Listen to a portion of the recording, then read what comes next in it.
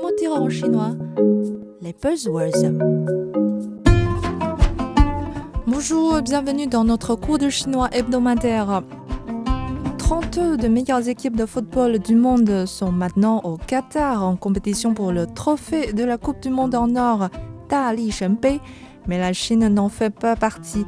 En effet, l'équipe chinoise ne s'est qualifiée qu'une seule fois en 2002 et a été rapidement éliminée sans marquer un seul but.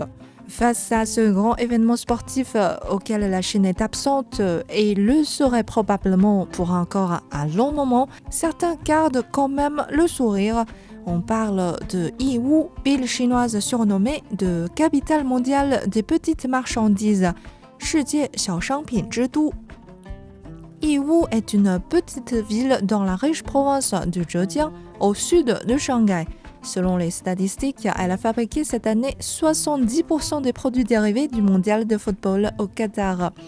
Dès le mois d'avril, les usines à Yiwu tournent à plein régime pour répondre aux demandes des clients étrangers.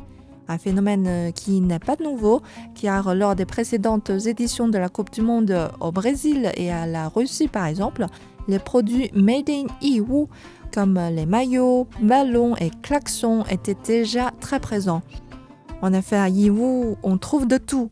7500 stands s'installent dans le fameux Yiwu International Trade Market, proposant une diversité des produits allant des jouets, bijoux aux petits électroménagers, fournitures de bureaux, en passant par des accessoires automobiles, des livrets. Pour vous attarder ne serait-ce que 5 minutes devant chaque stand, il vous faudrait au moins 1 an pour le faire.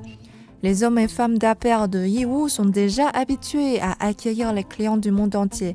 Ce sont eux qui fournissent la majorité de décorations de Noël dans le monde, qui ont traité tout dernièrement l'afflux de commandes des drapeaux britanniques suite au décès de la reine Elisabeth II. Certains fabricants ont dû produire pas moins de 500 000 drapeaux en une semaine.